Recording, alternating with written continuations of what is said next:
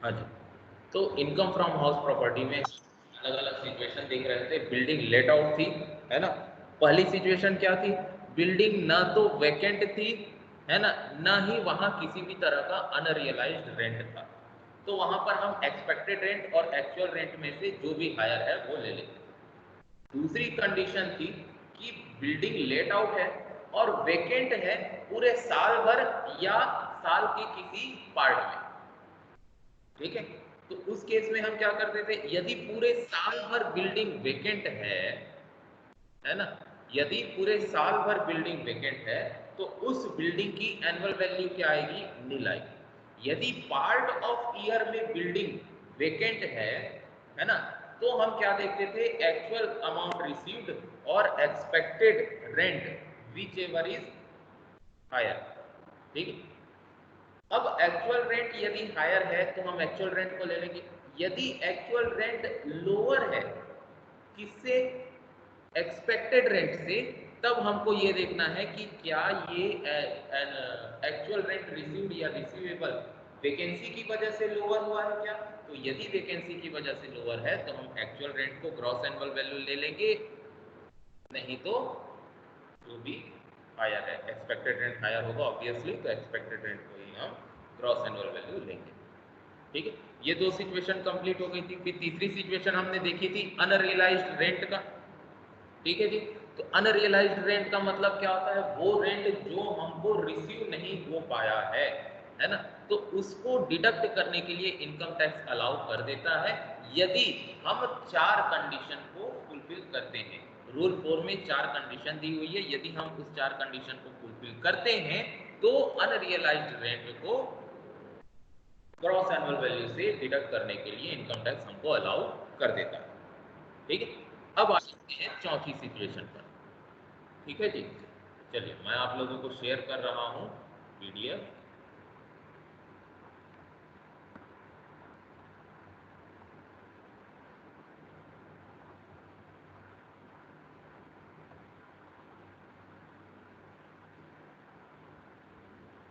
ये आ जाते हैं चौथी सिचुएशन, ठीक है।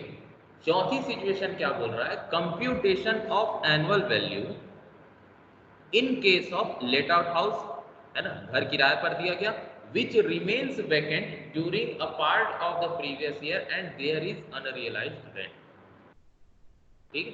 इससे पहले वाली सिचुएशन क्या थी?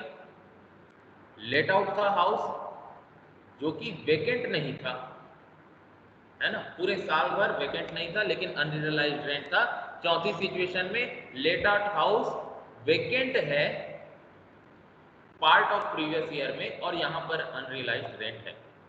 तो यहां लिखा है कि the gross annual value of such house will be determined as discussed in 2 from the gross annual value the following deduction will be allowed and the balance will be annual gross value, ठीक है।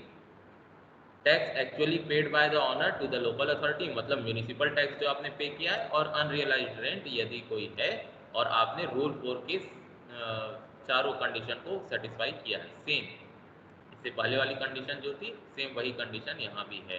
चाहे घर पूरे साल भर vacant रहा हो, sorry, part of the year में वेकेंट रहा हो, या पूरे साल भर आपका लेट आउट रहा हो, सिचुएशन सेम होगी, कैलकुलेशन सेम होगा, ठीक है।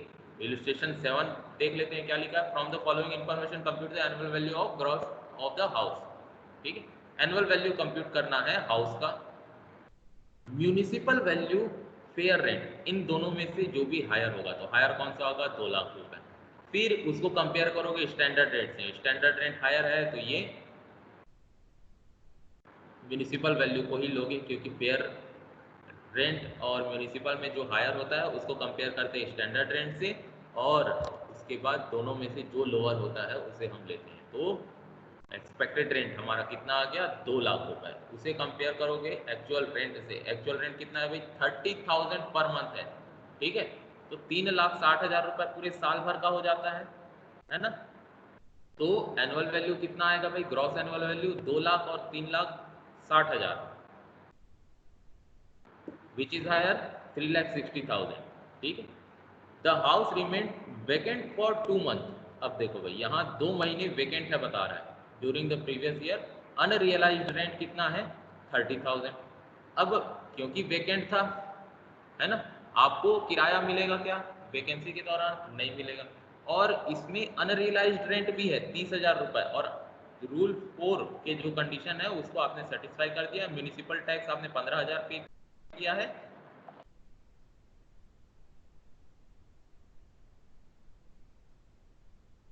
मिलेगा टेनेंट के अमाउंट पर नहीं मिलेगा। ठीक है, तो एक्चुअल रेंट कितना आएगा 30,000 मल्टीप्लाइड बाई 10 मंथ। ठीक है, क्योंकि 2 महीने तो वैकेंट रहा, तो आपको एक्चुअल रेंट कितना मिलेगा 3 लाख, और उस 3 लाख में भी 30,000 क्या है अनरियलाइज्ड रेंट। 3 लाख आपका ग्रॉस एनुअल वैल्यू होगा, उसमें से म्यूनिसिपल टैक्स जो आपने पे किया है वो डिडक्शन के लिए अलाउ होगा 15,000, और अनरियलाइज्ड रेंट क्योंकि आपने रूल 4 की सारी कंडीशन फुलफिल कर दी है तो आपको इसका भी डिडक्शन मिल जाएगा। तो टोटल एनुअल वैल्यू जो निकल के आएगी वो 2,55,000 है। ठीक है, ये टॉपिक भी कंप्लीट हुआ। अब आगे बढ़ते हैं नेक्स्ट टॉपिक की ओर, जिसका नाम है डिडक्शन फ्रॉम एनुअल वैल्यू। ये जो हम एनुअल वैल्यू अभी तक निकाले, है ना, इसमें भी हमको डिडक्शन मिल जाएगा, और वो डिडक्शन क्या मिलेगा स्टैंडर्ड डिडक्शन मिलेगा। ठीक है जी, तो सबसे पहले हमने क्या कैलकुलेट किया एक्सपेक्टेड रेंट, फिर एक्चुअल रेंट, फिर ग्रॉस एनुअल वैल्यू निकल कर आई। ग्रॉस एनुअल वैल्यू में से हमको कुछ डिडक्शन मिल जाते हैं, जैसे म्यूनिसिपल टैक्स का डिडक्शन हो गया, अनरियलाइज्ड रेंट का डिडक्शन हो गया, डिपेंड्स अपॉन कंडीशंस। ठीक है, उसके बाद निकल कर आया एनुअल वैल्यू। अब इस एनुअल वैल्यू में भी हमको कुछ डिडक्शन मिलेगा, फिर इनकम फ्रॉम हाउस प्रॉपर्टी आएगी, और उस इनकम फ्रॉम हाउस प्रॉपर्टी पर टैक्स कैलकुलेट किया जाएगा। तो हमको एनुअल वैल्यू पर कौन से डिडक्शन मिलते हैं वो हमको यहाँ पर पढ़ना है। ठीक है जी, स्टैंडर्ड डिडक्शन मिलता है। ठीक है, अब यहाँ पर पढ़ लेते हैं क्या लिखा है। The income chargeable under the head income from house property in case of let out house shall be computed after making the following deduction from its annual value. ठीक है, इन case of let out house के बारे में बता रहा है। ठीक है, वो घर जिसको आपने किराए पर चढ़ाकर रखा है। तो पहला क्या है, a sum equal to 30% of annual value as the standard deduction for expenses except interest, interest को छोड़कर। ठीक है जी, देखिए आपने बिल्डिंग किराए पर दी है, आपको किराए का क्या मिल रहा है, इनकम मिल रहा है, किराए के रूप में आपको इनकम मिल रही है ना। इनकम टैक्स इस इनकम पर टैक्स चार्ज करने आएगा।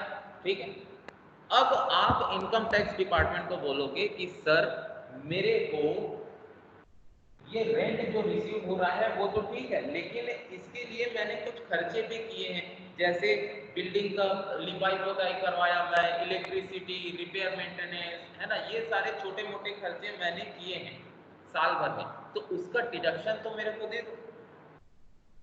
ठीक है, तो इनकम टैक्स आपसे पूछेगा कितना रुपए का हुआ, तो आप क्या करोगे, आप करोगे चालाकी। क्या चालाकी करोगे, आपको 1 लाख रुपए का मान लीजिए रेंट मिला, तो आप क्या बताओगे सर 50,000 का मैं रिपेयर मेंटेनेंस करवा दिया।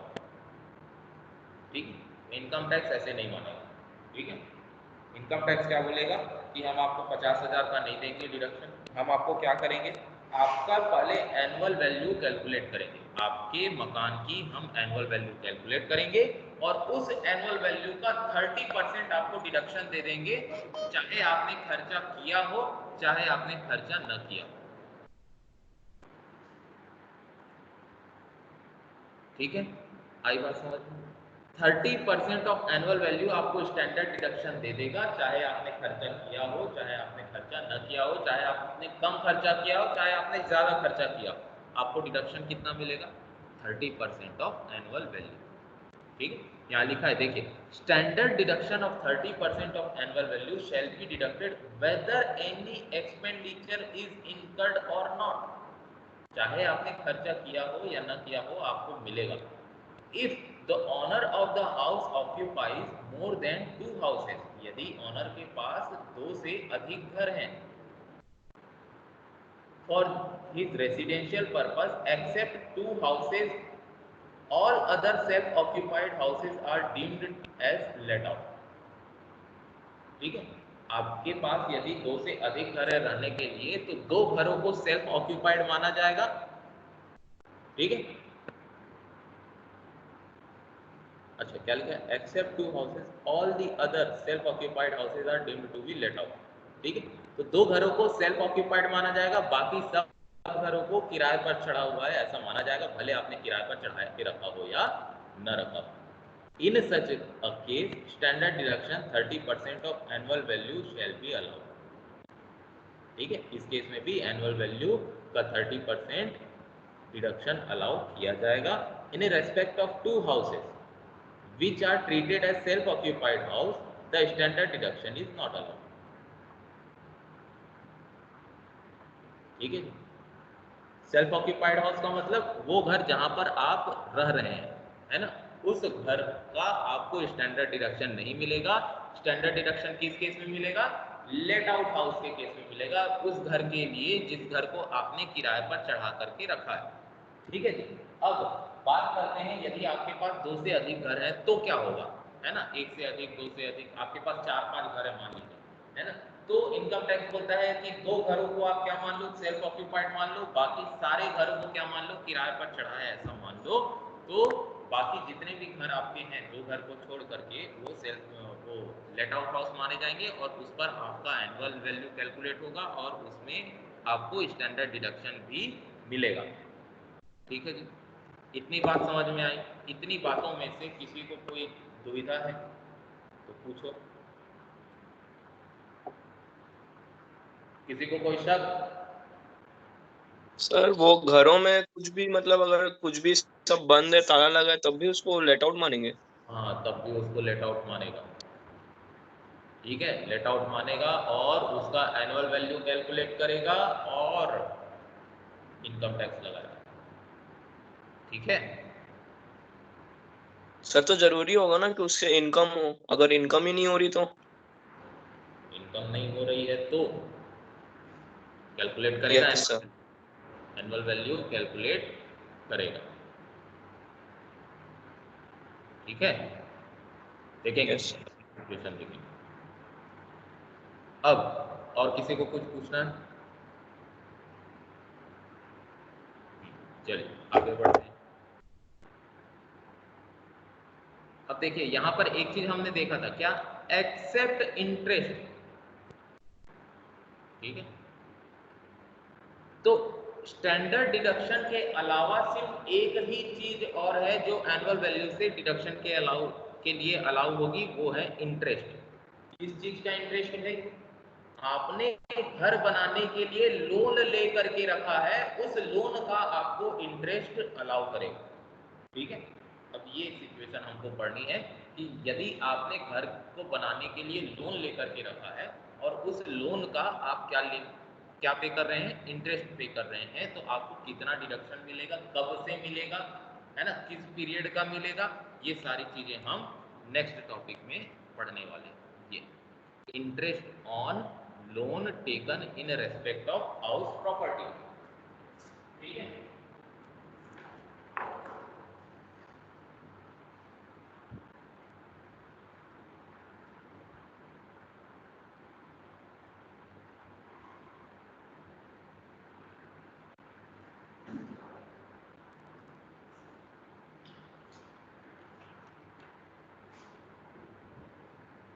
क्या लिखा है भाई? Interest on loan taken for the purpose of purchasing, constructing, reconstructing or repairing of the house property is allowable as deduction on the accrual basis. Accrual basis पर अलाउ होगा।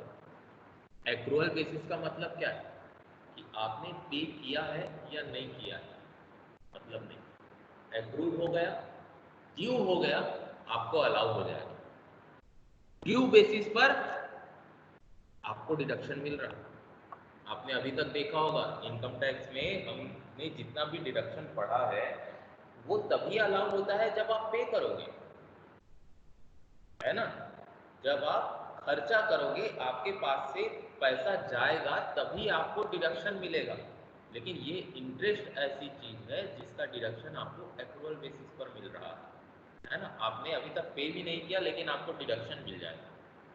यहाँ points to be noted, points to note क्या लिखा है, interest on unpaid interest is not deductible. ठीक है, इतनी भी राहत नहीं दे रहा है कि आपको इंटरेस्ट, अनपेड इंटरेस्ट के ऊपर जो इंटरेस्ट है उसको भी अलाउ कर दे ना, सिर्फ मेन इंटरेस्ट पर अलाउ करेगा। आपने इंटरेस्ट का डिले पेमेंट किया, उसकी वजह से आपको और इंटरेस्ट लगा, उस इंटरेस्ट को अलाउ नहीं करेगा डिडक्शन के लिए। ठीक है, इंटरेस्ट के ऊपर इंटरेस्ट का मतलब क्या, आपको इंटरेस्ट इस महीने पे करना था 5,000 रुपए का। ठीक है, आपने इंटरेस्ट पे नहीं किया 5,000 रुपए का, आपने अगले महीने इंटरेस्ट पे किया 5,200 रुपए। एक्स्ट्रा 200 रुपए किस चीज का, ये 5,000 आपने लेट पे किया उसका इंटरेस्ट। तो आपको डिडक्शन कितने का देगा, सिर्फ 5,000 का ही देगा, 5,200 का नहीं देगा। ये बात बोल रहा है। Point number 2, interest on fresh loan raised merely to repay the original loan taken for the above purpose is allowable as deduction under this section. देखिए भाई, आपने इंटरेस्ट को पे करने के लिए लोन लिया है, या आपने जो सॉरी ओरिजिनल लोन को रिपे करने के लिए लोन लिया है। ठीक है, तो आपके दो इंटरेस्ट हो जाएंगे। आपने मान लीजिए बिल्डिंग बनाने के लिए 10 लाख रुपए का कहीं से लोन लिया, होम लोन लेकर के रखा 10 लाख रुपए का। ठीक है, उसके ऊपर जो इंटरेस्ट पे करोगे वो आपको अलाउ हो जाएगा। अब आपके पास पैसे नहीं थे तो इस 10 लाख को पे करने के लिए आपने कोई दूसरा लोन लेकर के रख लिया। ठीक है, तो उस दूसरे लोन का भी आपको डिडक्शन मिल जाएगा, दूसरे लोन का जो इंटरेस्ट पे करोगे उसका डिडक्शन आपको मिल जाएगा। तीसरा पॉइंट बोल रहा है, एनी ब्रोकरेज और commission paid for rising the loan is not deductible. ठीक है, लोन लोगे तो उस समय ब्रोकरेज और कमीशन आपको पे करना पड़ता है, वो ब्रोकरेज और कमीशन का डिडक्शन आपको नहीं देगा, सिर्फ और सिर्फ इंटरेस्ट का ही देगा। Point number 4, interest for pre acquisition और प्री कंस्ट्रक्शन पीरियड। देखिए भाई, होता क्या है, कई दफा ऐसा हो जाता है कि आपने लोन लिया है इस महीने, अभी कौन सा महीना चल रहा है भाई, सितंबर में। ठीक है, तो आपने लोन लिया इस महीने सितंबर में, तो लोन लेने के तुरंत बाद से आपका इंटरेस्ट का कैलकुलेशन शुरू हो जाएगा। लेकिन आपने बिल्डिंग खरीदी ही नहीं, आपने बिल्डिंग खरीदने के लिए हो सकता है लोन लिया हो, या आपने बिल्डिंग का कंस्ट्रक्शन करने के लिए लोन लिया हो, आपने काम अभी शुरू ही नहीं किया, है ना, सितंबर में नहीं शुरू किया, अक्टूबर में नहीं शुरू किया, नवंबर में कंस्ट्रक्शन शुरू किया, तो सितंबर और अक्टूबर 2 महीने आपको इंटरेस्ट लगेगा। तो उस इंटरेस्ट का क्या होगा, ये हमको यहाँ पर देखना है। तो यहाँ क्या है, इंटरेस्ट फॉर प्री एक्विजिशन और प्री कंस्ट्रक्शन पीरियड। तो interest payable in respect of funds borrowed for acquisition, construction of house property and pertaining to the period prior to the previous year in which such property has been acquired or constructed shall be deductible in 5 equal annual installments commencing from the previous year in which the house was acquired or constructed. The amount of interest shall not include any amount of such interest allowed as deduction under any other provision of the Act. The interest for the previous year prior to current year, which is to be deducted in 5 equal annual installments, shall be deducted in addition to the interest of the current year. That is, the interest allowable shall be interest for the current previous year plus 1/5 of the interest for previous year prior to the year in which the house is constructed or purchased. देखिए क्या बोल रहा है,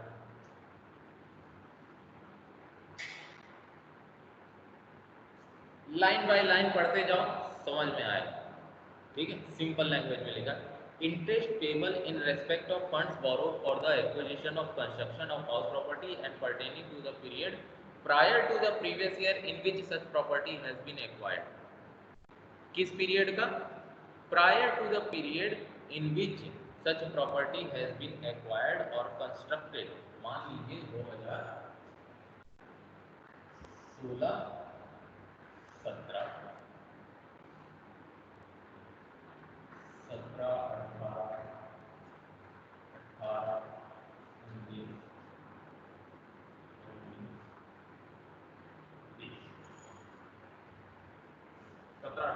शुरू करते ज़्यादा सही है। मान लीजिए आपने इस पीरियड में लोन लिया,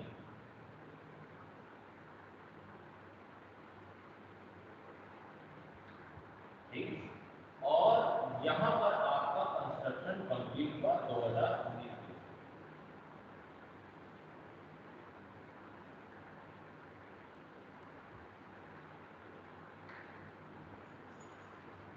ठीक है जी।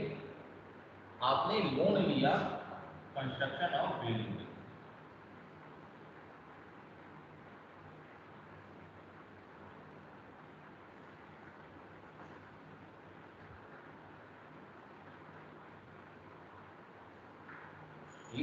आपने 2017-18 में बिल्डिंग के कंस्ट्रक्शन के लिए लोन लिया और कंस्ट्रक्शन कंप्लीट हुआ 2019-20 में। तो ये बोल रहा है कि इस पीरियड का, है ना, जो प्रायर पीरियड होगा उस पीरियड का लोन का जो इंटरेस्ट होगा वो आपको अलाउ हो जाएगा कब से, जिस साल कंस्ट्रक्शन कंप्लीट होगा उस साल से। लेकिन इस पीरियड में जितना भी इंटरेस्ट लगा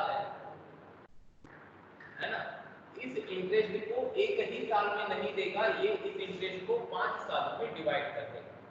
1 2 3 4 5 सालों में डिवाइड कर देगा और 5 सालों में आपको डिडक्शन देगा, है ना। तो कंस्ट्रक्शन यहाँ पर कंप्लीट हुआ, अभी भी लोन पे करना आपका बाकी है ना। तो इस साल का भी इंटरेस्ट आप दोगे और साथ में 1/5 ये वाला इंटरेस्ट भी दोगे। तो इस तरह से काम होगा, ये बात यहाँ पर बताई गई। अब प्री एक्विजिशन या प्री कंस्ट्रक्शन पीरियड, इसको किस तरह से कैलकुलेट किया जाएगा वो हम पढ़ेंगे नेक्स्ट टॉपिक में। Computation of pre construction period. Pre construction period का नाम से ही मतलब पता चल रहा है कि अभी कंस्ट्रक्शन हुआ नहीं है, वो पीरियड जहां पर कंस्ट्रक्शन हो रहा है, तो उस प्री कंस्ट्रक्शन पीरियड का आपको डिडक्शन मिलेगा 5 सालों में, जिस साल कंस्ट्रक्शन कंप्लीट होगा उस साल से। तो ये प्री कंस्ट्रक्शन पीरियड कब से शुरू होगा, कब तक खत्म होगा, ये हमको यहाँ पर कैलकुलेशन देखना पड़ेगा, ठीक है। तो यहाँ बता क्या रहा है, यहाँ बता रहा है for calculating the interest on loan for pre construction period is compulsorily to know the duration of such period. ये बहुत इंपॉर्टेंट है भाई, प्री कंस्ट्रक्शन पीरियड, क्योंकि ये कैलकुलेट करोगे तभी आप एक्चुअल इंटरेस्ट का अमाउंट कैलकुलेट कर पाओगे और उसे 5 भागों में डिवाइड कर पाओगे। तो pre construction period starts from the date of loan taken up to the end of financial year just preceding the year in which the construction of house property has been completed or date of payment of loan whichever is earlier। फिर से पढ़िए, pre construction period starts from the date, किस date से, of loan taken up to the end of financial year just preceding the year in which construction of house property has been completed or date of repayment of loan whichever is earlier। चलिए इधर देखिए, pre construction period आप किसे कहेंगे। आपने 2017-18 में loan लिया construction of building के लिए, मान लीजिए आपने किस डेट पर लिया, चलिए मैं एक डेट डालता हूं, आपने लिया 1 जुलाई 2018, यहां पर आपने लोन लिया, ठीक है, और आपने लोन का रीपेमेंट कर दिया, कब कर दिया,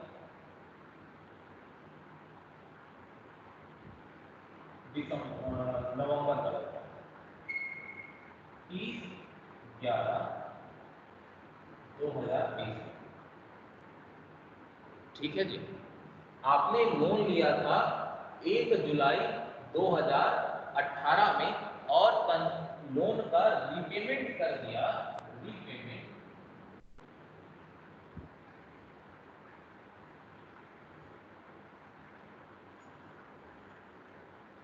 30 नवंबर 2020। तो प्री कंस्ट्रक्शन पीरियड की कब से कब तक होगा बताइए। प्री कंस्ट्रक्शन पीरियड बोला है कि डेट ऑफ रीपेमेंट, दिखाई दे रहा, हाँ, डेट ऑफ रीपेमेंट या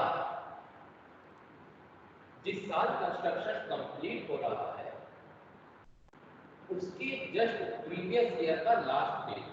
तो इसके जस्ट प्रीवियस ईयर का लास्ट डेट क्या होगा, यहां पर आएगा 31/3/19, 31/3/19 या 30/11/2020, विच एवर इज अर्लियर। ये बोल रहा हूं, बस इतनी सी बात है। प्री कंस्ट्रक्शन पीरियड में कंफ्यूजन होते हैं और कंफ्यूज होने की जरूरत नहीं है। ये डेट या ये date whichever is earlier, आपने लोन पेमेंट कर दिया वो डेट ले लो, या जिस साल कंस्ट्रक्शन कंप्लीट हुआ उस साल का प्रीवियस ईयर का आखिरी दिन, उस साल के प्रीसीडिंग ईयर का आखिरी दिन, मतलब 31/3/19 या 30/11/2020, विच एवर इज अर्लियर। आई बात समझ? चलिए इससे रिलेटेड एग्जांपल देखते हैं। एग्जांपल नंबर 1 क्या बता रहा है, on the basis of the following information calculate the duration of pre construction period for calculating the interest on loan taken to construct the house property, assume in all the cases the loan is still outstanding. Loan अभी outstanding ही है, आपने पे नहीं किया, ये बात आ रही है, ठीक है। Case number 1, date of loan taken, आपने 1 मार्च 2017 को लोन लिया। Date of completion of construction of house property बन करके तैयार हो गई कब, 31 मार्च 2019। तो बताइए भाई, प्री कंस्ट्रक्शन पीरियड आप किसे लेंगे? सर 31 मार्च को ही लेंगे। कौन सा 31 मार्च? 31 मार्च तो हर साल आता है। 2019 2018 या 2019? 2018। देखो क्या बता रहा है, आपने लोन लिया है 1/3/2017 में।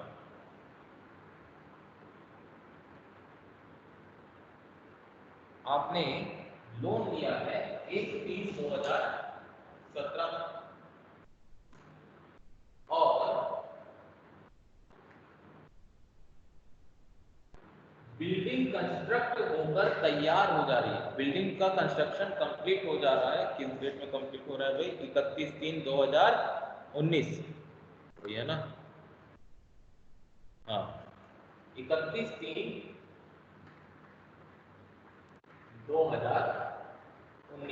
लोन अभी भी आउटस्टैंडिंग है, तो लोन अभी भी आपने रीपेमेंट नहीं किया, तो date of repayment of loan तो आपको पता ही नहीं, ठीक है। तो प्री कंस्ट्रक्शन पीरियड कहां से कहां तक होगा? जिस दिन आपने लोन लिया उस दिन से शुरू करोगे, यहां से आपने शुरू किया, कंस्ट्रक्शन जिस साल खत्म हुआ है उसकी प्रीवियस ईयर, उसकी प्रीसीडिंग ईयर की लास्ट डेट। ये कंस्ट्रक्शन यहां कंप्लीट हुआ, तो ये कंस्ट्रक्शन का ईयर क्या है? 18-19, ये है 2018-19 है इसका साल, कंस्ट्रक्शन जिस साल कंप्लीट हो रहा है। इसका पिछला साल कौन सा है भाई बताओ? 17-18 1718। एक्ट में क्या बोला है? जिस साल कंस्ट्रक्शन कंप्लीट हो रहा है उसके प्रीसीडिंग ईयर की लास्ट डेट, तो 17-18 की लास्ट डेट कौन सी होगी? 31 मार्च 2018। 31 मार्च। 31 मार्च 2018। तो प्री कंस्ट्रक्शन पीरियड कहां से होगा? स्टार्ट 1/3/2017 से होगा और कंप्लीट कहां होगा? 31/3/2018। आई बात समझ में? जिस साल कंस्ट्रक्शन कंप्लीट हुआ उसके पिछले साल की आखिरी डेट 31 मार्च। ठीक है, यस सर। आगे बात समझ। कितने महीने हो गए 2017-18 का?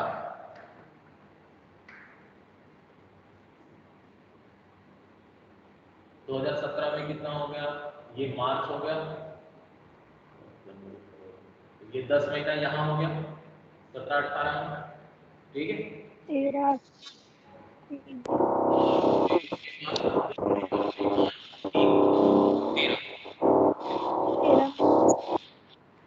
इसका हुआ 12, 13 मंथ।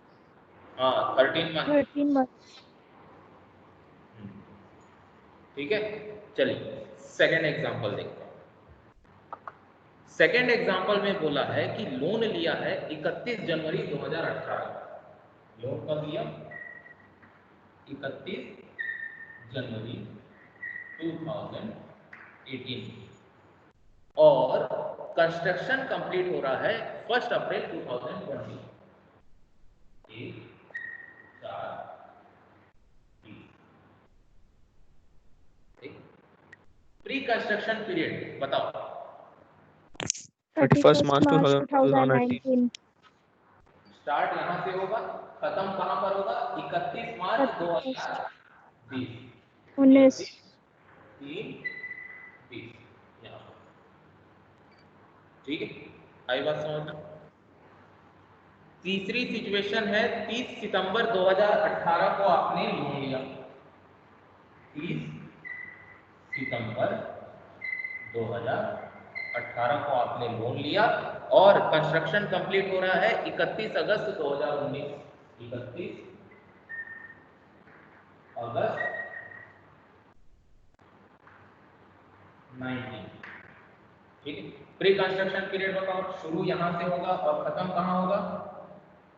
31 मार्च 2018। पक्का 2018? सर 19। 19। ये 19-20 चल रहा है ना, तो इसका 18-19 सर। मतलब 31/3/19 यहाँ पर। ठीक, चौथी सिचुएशन क्या बता रहा है? 15 नवंबर 2017 को आपने लिया। 15 नवंबर 2017 को आपने लोन लिया और कंस्ट्रक्शन कंप्लीट हो रहा है 1 नवंबर 2019। 1/11/19। तो कहां से कहां तक? यहां से शुरू होगा और कंप्लीट होगा 31/3/2019। ठीक है, yes sir. Yes sir. Simple. Pre construction period हमने कैलकुलेट करना सीख लिया। आगे देखते हैं एग्जांपल नंबर 2।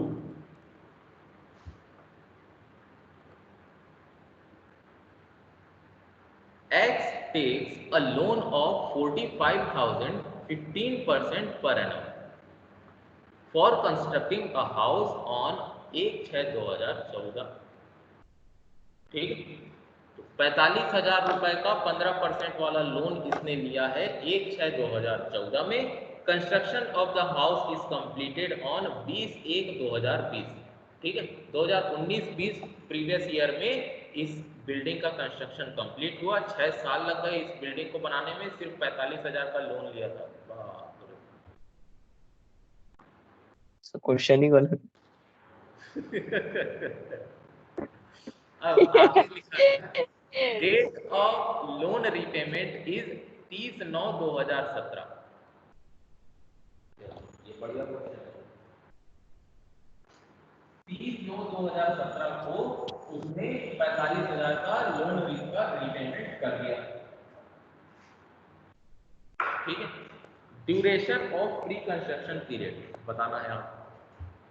ठीक है, देखिए 1/6/2014 में इसने लोन लिया। 1/6/2014 में लोन टेकन। 45,000 रुपए का लोन 15% वाला। ठीक, इसने 30/9/17 को आगे आते जाओ आते जाओ आते जाओ आते जाओ 30/9/17 को रीपे कर दिया, रीपे लोन। फिर और आगे आते जाओ आते जाओ, अब कंप्लीट हुआ इसका कंस्ट्रक्शन 20/1/2020 20/1/2020 को कंस्ट्रक्शन कंप्लीट हुआ।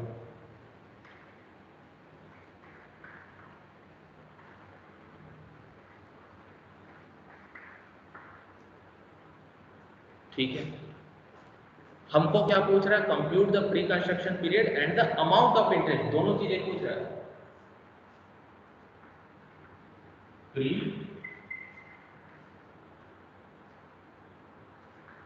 कंस्ट्रक्शन पीरियड और अमाउंट ऑफ इंटरेस्ट, ये दो चीज हमसे पूछ रहा है।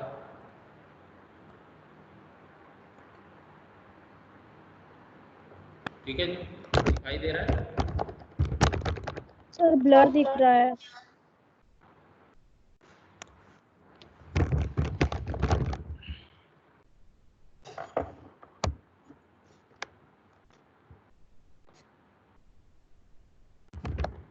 अभी दिखाई दिया?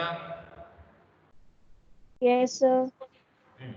देखो, 1/6/2014 को इसने लोन लिया, 30/9/2017 को लोन का रिपेमेंट कर दिया और कंस्ट्रक्शन कंप्लीट हो रहा है 2020 में। ठीक है,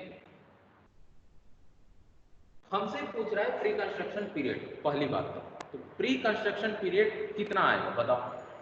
कब से शुरू होगा? शुरू होगा यहां से 1/6/2014 से ये शुरू होगा। ओए म्यूट करो। कंप्लीट कब होगा? यहाँ कंप्लीट होगा या यहाँ कंप्लीट होगा प्री कंस्ट्रक्शन पीरियड? बताइए। रीपे लोन पे शायद। रीपे लोन पे, क्योंकि इनकम टैक्स एक्ट में क्या लिखा? लोन रीपेड या कंस्ट्रक्शन जिस साल कंप्लीट हुआ उससे प्रीसीडिंग ईयर की लास्ट डेट, दोनों में से जो भी अर्लियर होगा, विच एवर इज अर्लियर। तो लोन रिपेमेंट पहले हो जा रहा है तो प्री कंस्ट्रक्शन पीरियड 1/6/14 से 30/9/17 तक। ठीक है, तो यहाँ प्रीवियस ईयर कौन कौन सा आ रहा है? ये आ रहा है 14/15, 15/16 और 16/17 और ये 17/18। ठीक, अब प्री कंस्ट्रक्शन पीरियड यहां से लेकर के यहां तक आ गया। नंबर ऑफ मंथ कैलकुलेट कर लो। 14/15 में कितने साल होते हैं? 6वें महीने से शुरू हुआ है तो 9 10 11 7 8 9 10 11 12 सर 9 मंथ 10 महीना हुआ ना? एक 7 मंथ हुआ। अरे नहीं, 6वें महीने की 1 तारीख से हुआ ना? पूरा ये तो 10 सर यस यस तक जाओगे 6 7 8 9 10 11 12 सर 7 मंथ ही तो हुआ। तो 12 1 2 3 कौन जोड़ेगा रे? 31 मार्च तक रहता है previous year. Sir okay okay. ठीक है, तो यहाँ 10 महीना हो गया, ये 10 महीना, फिर 15-16 में पूरा 12 महीना, 16 पूरा 12 महीना, 17-18 में कितने महीने हो गए? 4 5 6 7 8 9 6 महीने, 12 दूनी 24, 24 6 30 10 40 महीना, 40 आगे 40 महीना, 12 12 24 6 30 10 40। तो प्री कंस्ट्रक्शन पीरियड में टोटल मंथ कितने हो गए? ये पीरियड शुरू होगा कब से? 1/6/14 से 30/9/17 तक, और मंथ में अगर कैलकुलेट किया जाए तो 40 मंथ। आगे बात समझ में? तो ये प्री कंस्ट्रक्शन पीरियड हमारा निकल गया। अब दूसरा क्या निकालने बोल रहा है? Amount of interest. तो अब अमाउंट ऑफ इंटरेस्ट कैलकुलेट कर लोगे। अमाउंट ऑफ इंटरेस्ट कैसे कैलकुलेट होगा? 45,000 का आपने लोन लिया है, ठीक है, कितने परसेंट पर? 15% पर। तो ये 1 साल का इंटरेस्ट आएगा, है ना। आपको क्या निकालना है? 40 महीने का 40 इंटरेस्ट months का। निकालना। तो 40 मंथ डिवाइड बाय 12, ये कर, ठीक है। 22,500। सर वहाँ डिवाइड बाय 12 क्यों करें? क्या चीज? वहाँ पे डिवाइड बाय 12 क्यों करें? 40 के नीचे ये कितने महीने का आया? 12 महीने का, हाँ है ना। ये 12 महीने का है, ये 12 महीने का है, तो 40 महीने का कितना? तो कैसे निकालोगे? 12 महीने को 12 से डिवाइड कर दो तो 1 महीने का निकल गया, 1 महीने को 40 से मल्टीप्लाई कर दो तो 40 महीने का निकल जाएगा, ठीक है। 15% पूरे 12 महीने का है ना, तो इसलिए 12 से डिवाइड करके 1 महीने का निकाल लिए। 45,000 का 15% डिवाइड बाई 12, 1 महीने का इंटरेस्ट, तो 40 महीने के लिए 40 से मल्टीप्लाई कर देंगे। भाई बात समझ में? तो कितने रुपए? हाँ, तो कितने रुपए आएगा भाई? 22,500।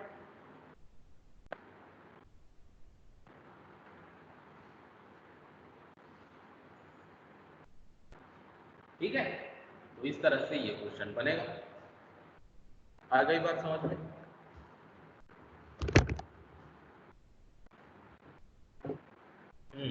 चलिए, तो क्लास अभी यहाँ पर ही हम समाप्त करते हैं।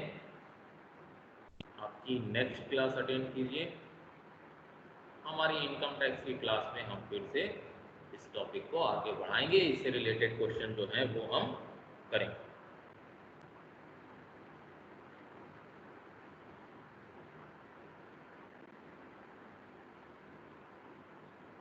ठीक है जी। Yes. So